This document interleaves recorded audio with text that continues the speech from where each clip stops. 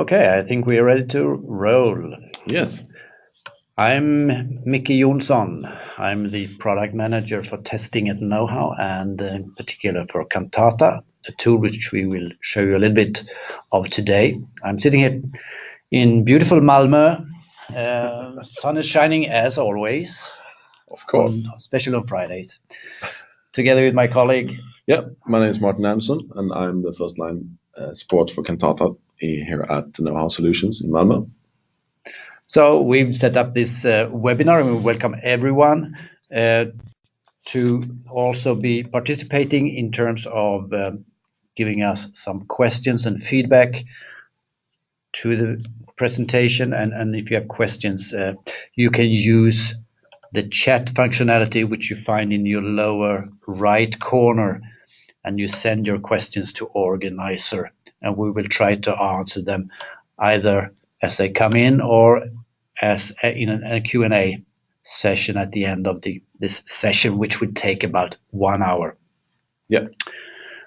I'd like to say also that we will record this event and we will put it on our web. So we will send out a link to everyone after the event so that you can download and listen to this beautiful recording. So the question today was, why unit test? We work with hundreds of companies in the Nordic, and we see that some do very extensive testing of their applications. Some don't do very extensive application testing, and particularly not on the lower levels of their software. That is on function level, on the module level, but they focus on system testing. So the people that usually do extensive low-level testing are the people that have high integrity or high safety requirements, high quality requirements, you could say, basically. I'd like to see that more projects start using unit testing from the very start of the project, particularly if you know that your product is going to live for many years. It certainly pays off to do the basic unit testing. And if you do unit testing, you're going to spend a lot of time writing tests, no doubt about it. And if you're going to spend a lot of time doing something, you'd like to have good technology, good tools to help you. And that's why we're presenting Cantata as a product that can help you do your testing much easier, that can help you automate most of the stuff you want to do when you are testing. Cantata is a tool that's been on the market for 25 years or so. We've been working with Cantata for about 20 years, and we have loads of customers in the Nordic. You can see also from this slide that Cantata has been used in high integrity applications, and it's been certified to be used as suitable to be used in such applications. And we have hundreds of customers all over that's using it, both in high safety applications, high security applications, but also in general embedded applications. And the agenda today is to go through a little bit initially to define what we mean with unit testing, because it means different things to different people. We'll talk about then how you can create your tests, what assistance can you get so you don't have to write everything yourself. We'll talk about some of the concepts that create problems when you want to test isolated software modules, isolated modules like functions, methods, classes, etc. And we talk then also about things that are important when you work in high integrity projects, things like traceability. How do you prove that you have actually tested your requirements fully, your software requirements, for instance?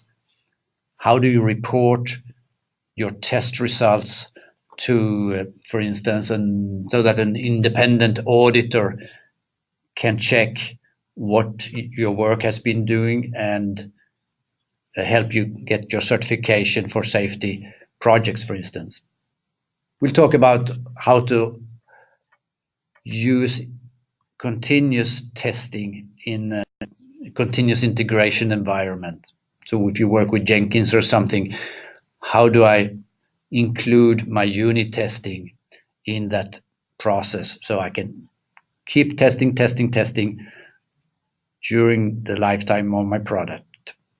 And for you guys that have been sniffing on Cantata before, we'll also mention some of the new functionalities that are included in the new version of Cantata, version 8. So let's first look at where we place unit testing and where we place Cantata in our life cycle. Well, once you've written your code, you compile it. Well, it goes through compilation, so it's syntactically sound. But is it structurally sound? Is it robust? My point is never to check in or commit code that's not been tested for robustness. And that's what we do with source code analysis. And at Knowhow, we work with tools like CodeSonar and PCLint with good experiences. The next step you want to do is to see if your code is functionally working as the requirements specify. And that's where we come to first test the lower levels of your software. This is also where we come in with Cantata to help you on that. And when you tested your functions, you go to a higher level of testing multiple objects in an integration test. You run your tests and you make sure that it works as it should. Then the common problem then is to decide, when have I tested enough? That's a really tricky question because you can be testing and testing and testing. So the commonly used criteria for deciding when have I tested enough is to do some kind of metrics on how much code has been jogged, how much code has been executed by my tests. And that's where we introduced the concept of code coverage. So we can measure how much code has been executed when you've done executed your test suite. And the nice thing with Cantata is that it covers both generating test scripts, executing the test scripts, and measuring how efficient your tests were. Yes.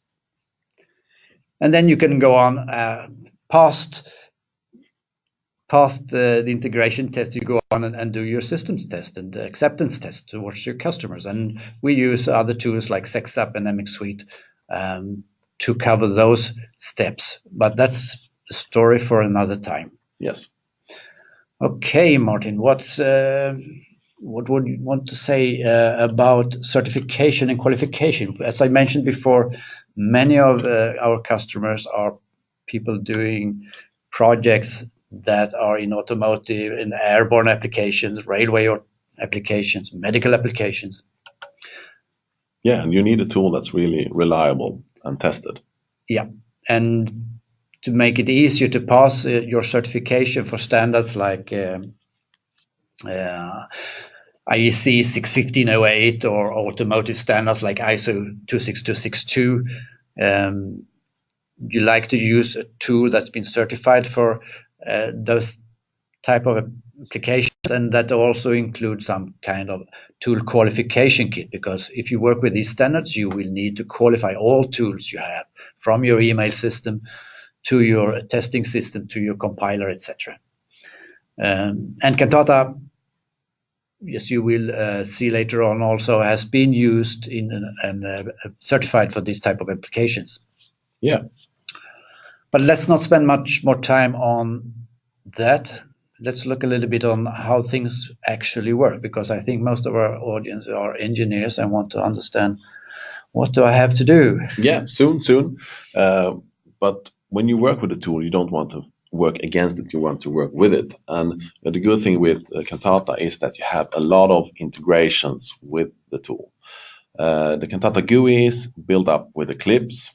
It has Eclipse plugins, and it supports cross compilers, Visual Studios, and many more compilers and environments. And you also have the software development lifecycle tools like PTC, Doors, Polarion, and Jenkins, and all the environment that you're using when you're doing your development and the debuggers, etc. All of this can be integrated together with Cantata, making it easier for you to start developing your unit tests. That's good, because my experience is that even if we have thousands of customers in the Nordics, I don't think two of them have exactly the same development environment. Exactly. That's the case. All customers has different type of setups, but that's okay because you can integrate it together with this tool. But how do you start working with the tool? You want to have help. You want to get up and running, get your productivity up fast. And that's one of the good things with Cantata, because you get an automatic generation of the test script and the framework that you need to get started doing your tests. As I will show in a short minute, you can see how that is done. Yeah. And let's imagine that let's say you have a software under test and you want to control that and you want to see how it behaves for the unit tests you have. And then you create your test scripts and you have, for example, some functions that you want to stub or simulate that you don't have the possibility to actually use right now. And then you call some other functions and you have some function that's inside your build. Let's say a function that you can't exclude from the build.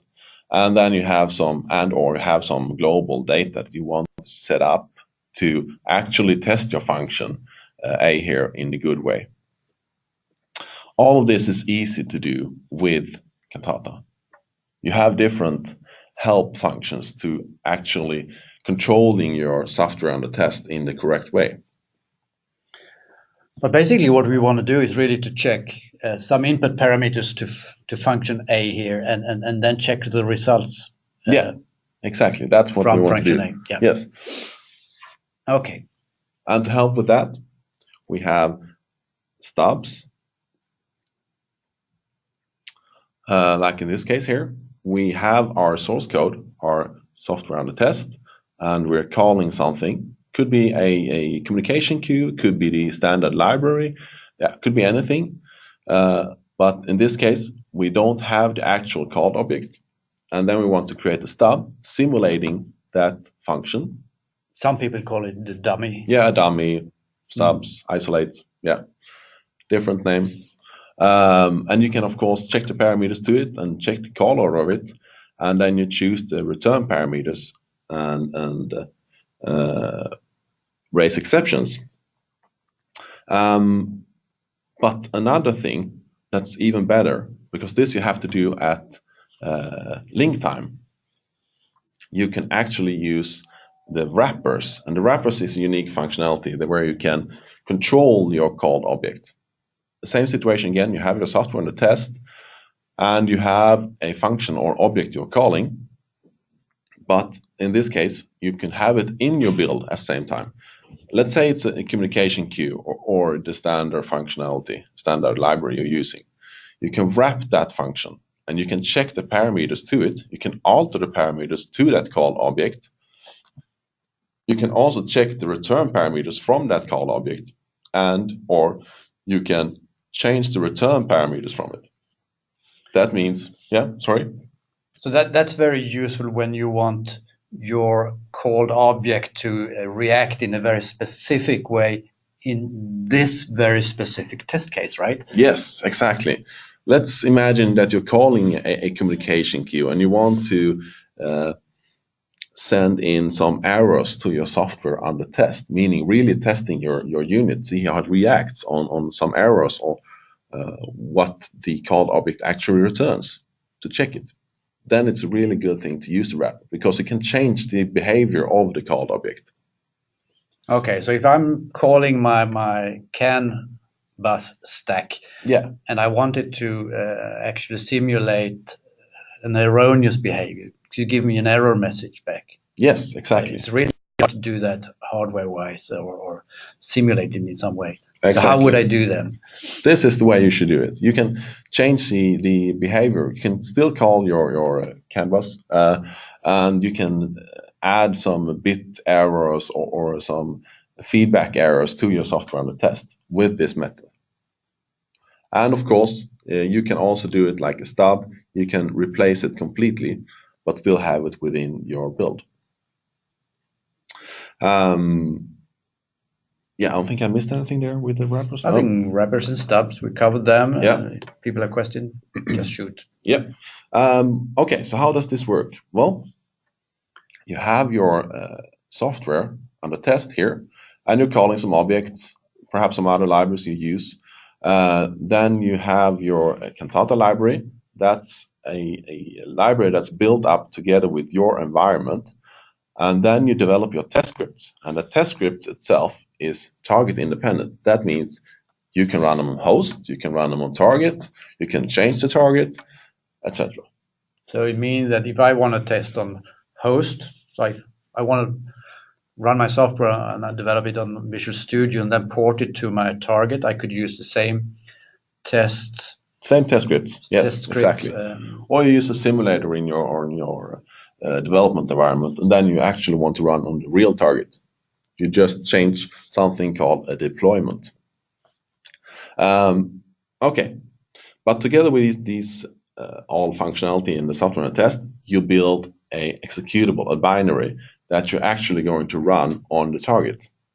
And all of this is built up with the Cantata make files, so you can easily integrate it with your environment that you are using. And after you run it, you get the results, and you can view the result in different views when you're using the graphical user interface, and you can also upload it to a server if you want to collaborate better with the teams around the world.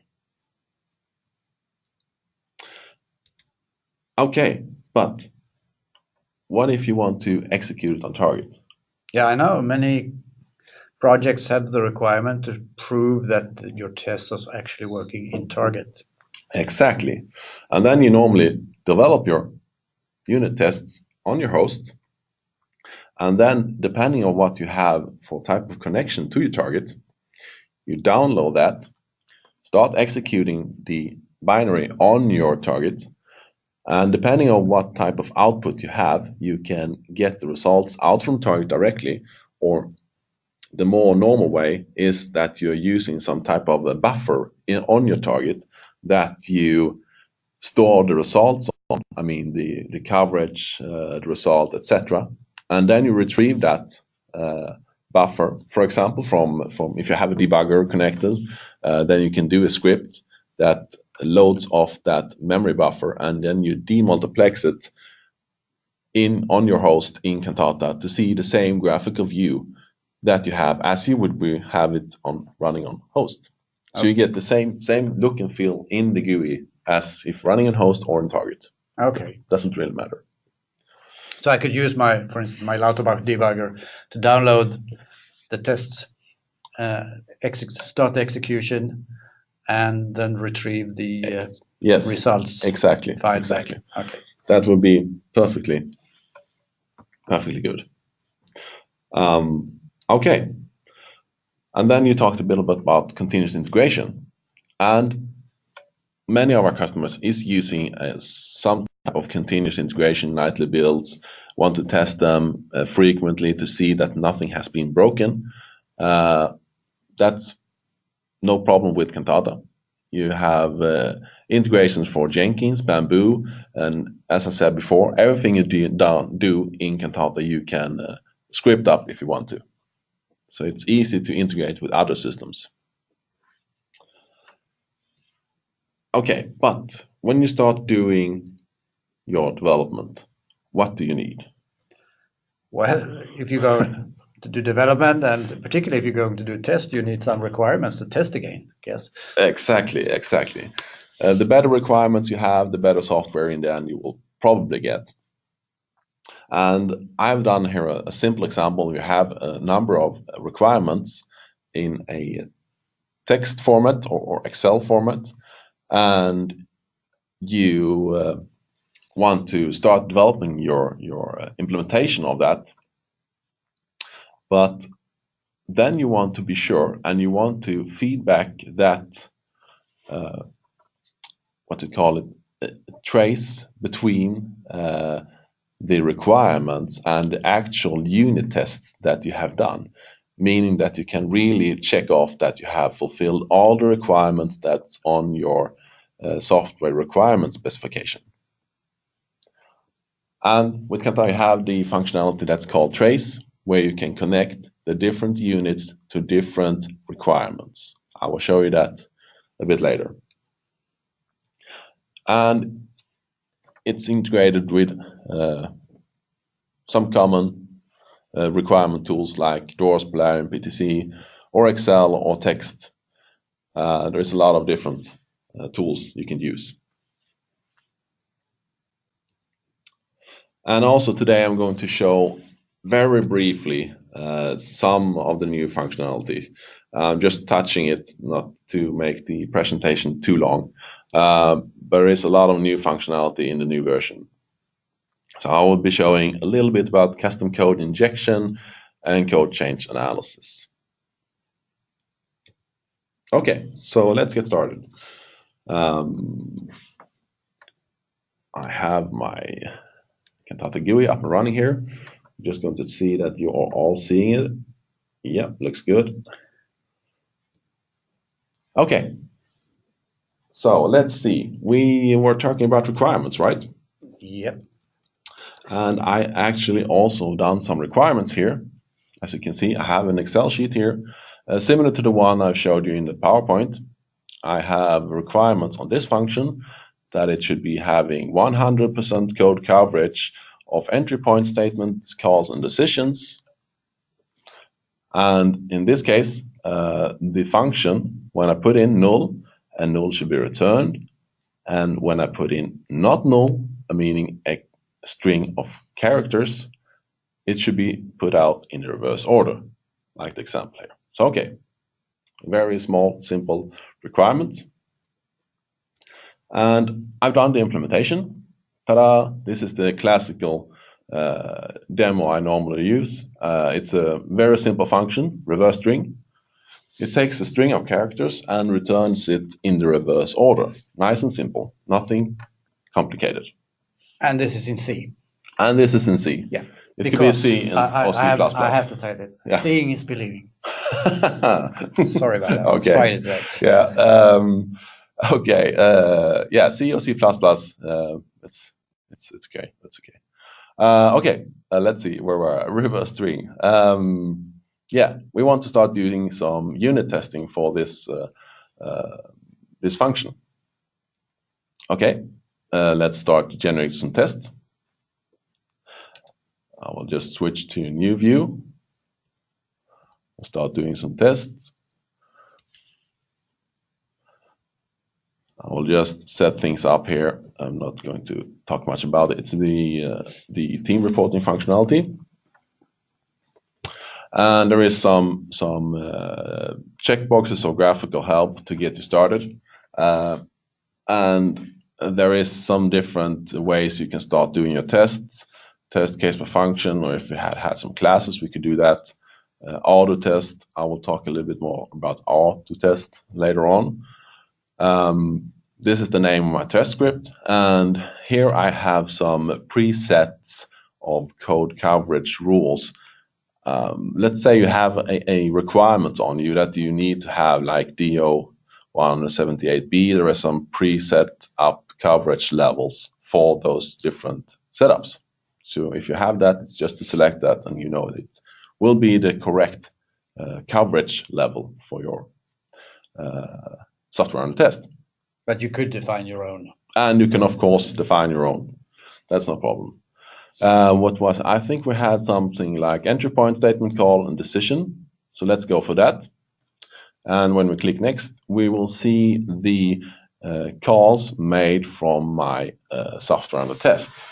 That means in this case, it will be trying to call my mean.gv malloc and my mean.gv string length that's installed on my laptop here. And it's controlling like a wrapper, and that's fine. Let's start with that.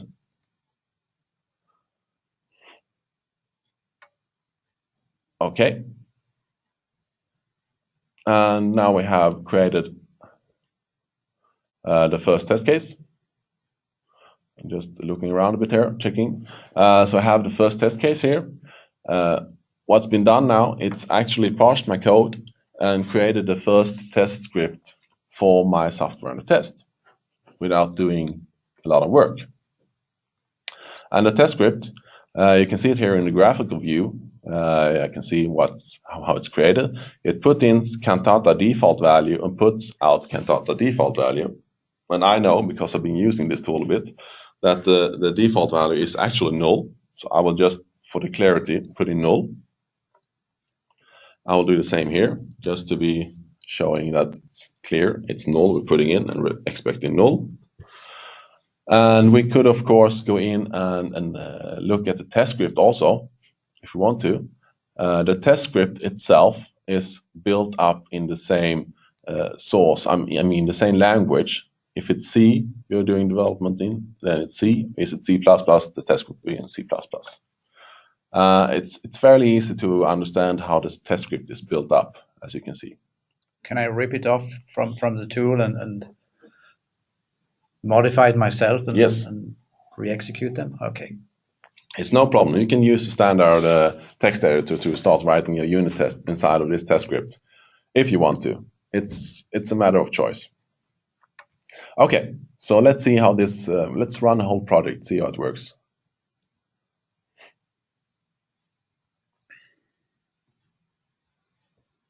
And right now, I'm building up the test script together with the libraries and the mean.gv that I have on my computer. And we can see here in the console output directly how the result went. We have my test script here, my test, and then we have the coverage rule set. And we can see directly here that the test passed, but my coverage rule set failed. Okay, so the overall was a fail. I can go up in the test explorer view, and we can see here, this is my test, and we can see here the expected value was null, and the actual return from my function was null, so that's okay. And we can directly see that the coverage isn't fulfilled as we wanted to, according to the requirements. Okay, but let's see, we can have a look at the coverage to see how the coverage was in that source, software under test. So let's enhance this to make it a bit easier. And here we have my reverse string, and you can see it's color coded. And the green color means that it has been, that source has been exercised. Yellow means it's partly exercised, and red means the source hasn't been exercised. And the blue is comments. So you can see here directly that I haven't gone into my if statement here. And if we have a look at requirements, I needed to have 100%. But okay, I was talking a bit about traceability according to the requirements. So let me show you how that works also. We can have a complete view of how to work with it. I go in here, trace, and this is some old that's been in here, but let me just import it again just to make it sure, so you can see how it works. I'll just browse up the my Excel sheet I showed before. Click OK, and it's imported. And then I can select one of the requirements or all. I was selecting all in this case, just to be sure. And let's go over to the trace. Here you can select which of the tests and the overall requirements, what's connected to the project or to the tests. And I know I have a certain amount of code coverage that's required for the project, so let's connect those two. And then I created a first unit test, and I put in null, and I expected null, and that's passed, so that's okay. Let's put that in there. Good. And now I have to fulfill this requirements also when I have not null. Okay, so let's do that. Let's copy the first one, and let's put in, instead of putting in null, I want to put in a text, a string of characters. And I want to expect a string of characters in return. I make it easy for me. So I just put in test and the backward for test. So okay, that's good. So let's try to rerun this project again to see how the coverage level, if it's fulfilled or if it's still failing or what's happening here. Okay, so it looks good. Here I have the green check marks everywhere. You can see green check marks for things that's being good, and before I had red check marks. So that's good. I can see the expected and actual result also easily. And now I want to just connect the next test to the next requirement that I have. So I really fulfill that. Okay, so let's connect that one to that requirement. So now I have fulfilled the requirements that I have on this software. So I have fulfilled my software requirement specification. So great. Then, yeah. So if I'm a project manager and I work only with Excel, you see. Yeah. So can I in see, this case. Can I see how much you've done? Yes, of course. In your testing work? Yeah, exactly. When I'm finished here, I can just export that back. In this case, it would be Excel, so just saving a shell sheet. But if you would have, for example, a tool like DOS or Polarion or something else, you could export it back to that tool also. So you can have a look at it in there also. Okay, so that was very quickly about the setting up of two test scripts, setting up a certain level of coverage. But I was talking a bit about the wrappers. So let me just show you the wrappers, how it works. Oh, sorry. And I will just put that up for you to just remember the wrapper functionality. I haven't really used the wrappers in any way. As a default, it just calls the object and return what the actual object returns. But now I want to just do a real dumb example showing you how you can change the called object and see how our software and test reacts on that. So let me show you that. Let me copy the last test case I did. And let's change the calls. Here's the expected calls I have over here. I have my string length and my malloc. And then I have something here called instance editor. Let's add a new instance of my string length, for example.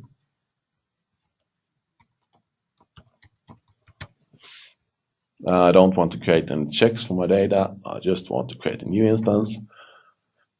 So now I have a new instance of my string length call to my mean GV. But I want to change the behavior of my string length, and I want to do it after. So after, I want to change the return value from it, and I can change it in here directly to just messing things up more or less.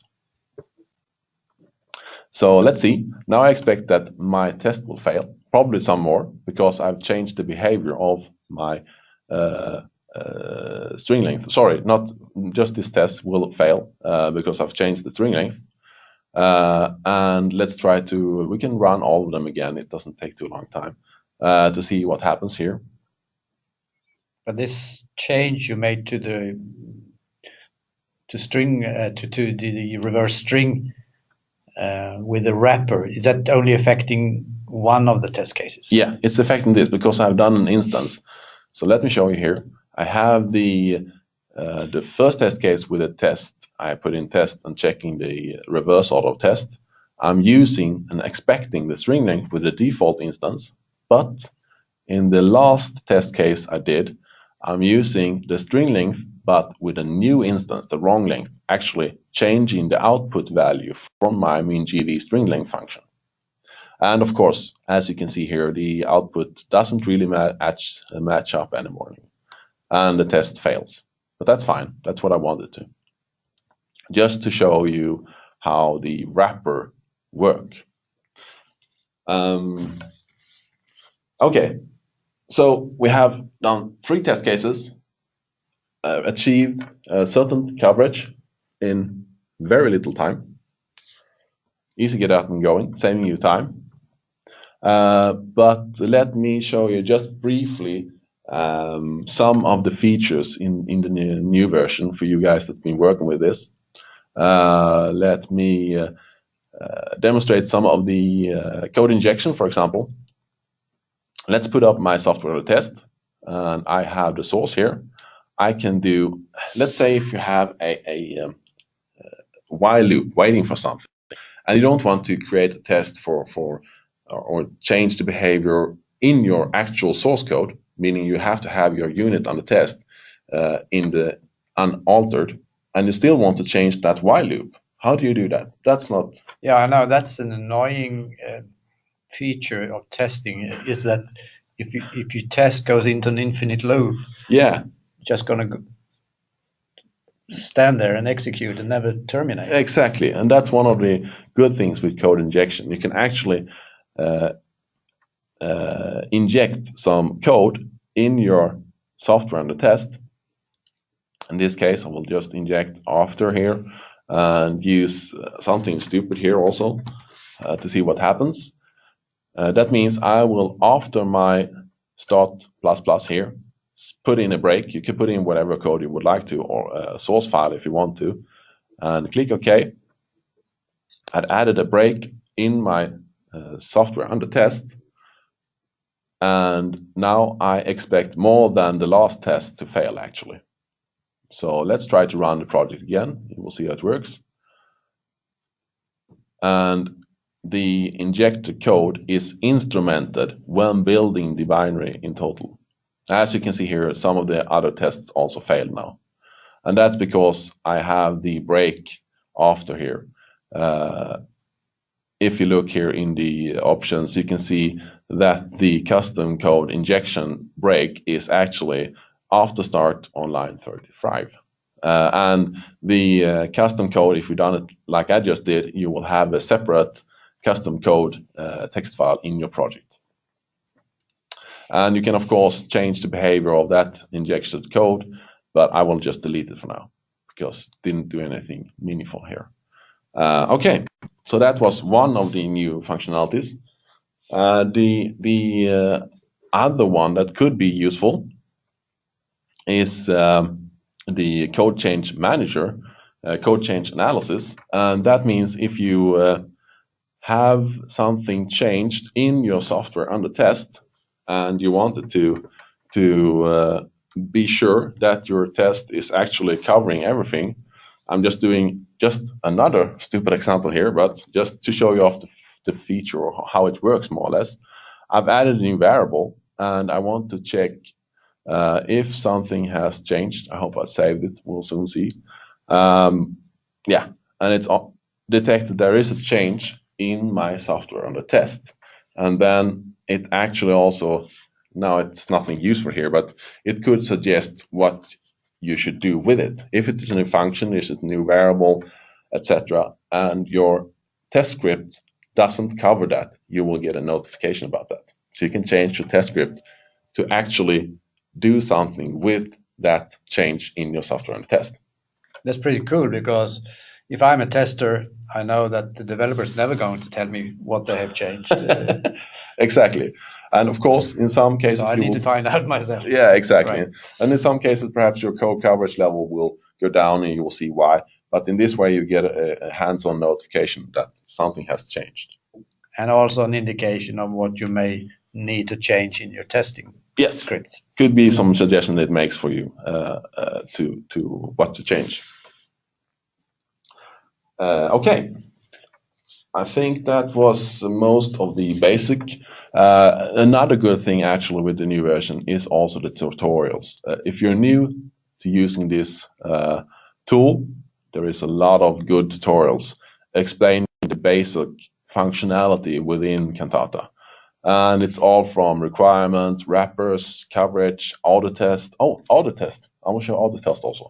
And code change analysis, table-driven test, robustness testing. Yeah, there's a lot of tutorials for you to go over that will help you get started in a quick way using the tool in a good way.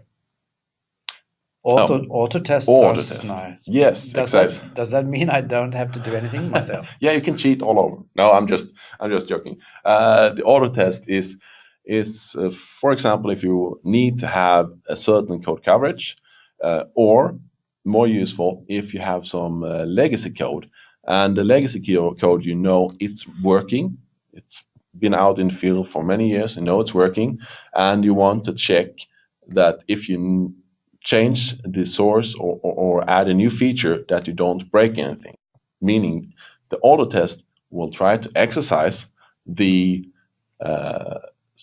unit under test as much as possible and create unit tests for that.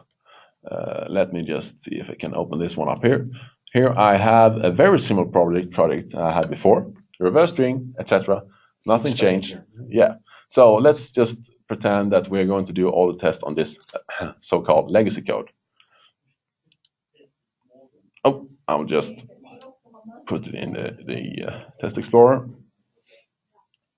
So now you're going to try to generate automatically some test cases that do exactly what you did before. Yes, exactly. But not really testing functionality, but generating enough code coverage. Exactly. I'm trying to generate tests that will try to exercise the code I have in the best way to achieve the coverage level that I have selected. And I think actually in this case I've selected the wrong. Yeah, it doesn't really matter. It shows the point of using the auto test at least. I've selected a certain level of coverage here, and it creates, in this case, 3 test cases to achieve 100% coverage level for this reverse string. So it's created 3 test cases here for me. So that's one cool feature of Cantata, the auto test. Yeah, I think that was all of what I've planned to show. Let me just have a look at my PowerPoint here. Yeah, exactly. So the new features that I just showed was the code change analysis, seeing if the software test has changed.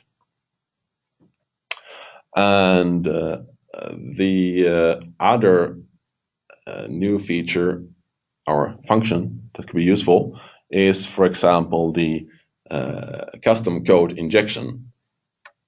And it's controlled by instrumentation, so it doesn't change your software under test. That's important to understand.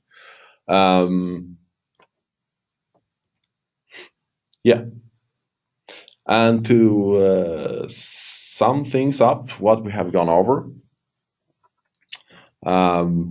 we have seen how I easily created 3 unit tests. I've showed the wrappers. You can easily select between the target or host. I didn't really show that, but it's very easy to change it.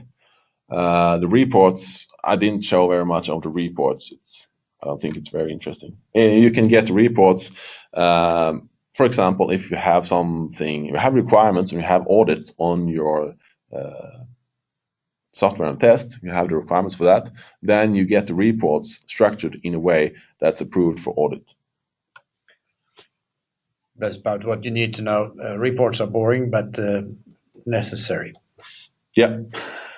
And there is integration to Jenkins, the code change analysis we briefly touched, and also the custom code injection.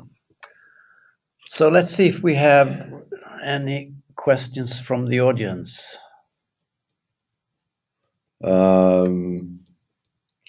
Support of Java?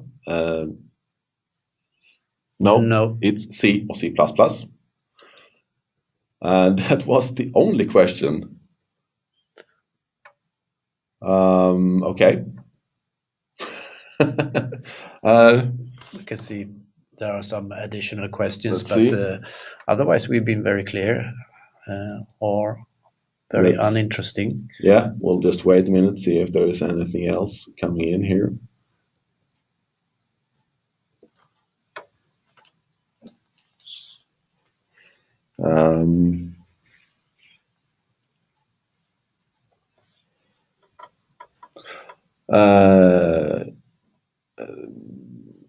Well, we had one question here, if there's any programs for testing codices. Well, Cantata is not done for testing codices development, and I can't get another tool in my mind actually to do testing on that.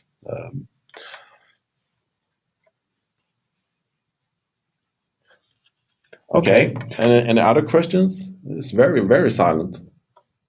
That's good. Okay. So thank you everyone for attending. We will promote some other webinars around this subject and make deep dive into some other specific functions eventually. But we keep you posted on what we do and when those webinars will be ready to launch. And as I said, the recordings will be posted and you will be notified on where to find them. If you want to distribute to your colleagues, we would appreciate that. Thank you, everyone. Have a good day and a really good weekend. Yeah, thank you for listening. Bye-bye.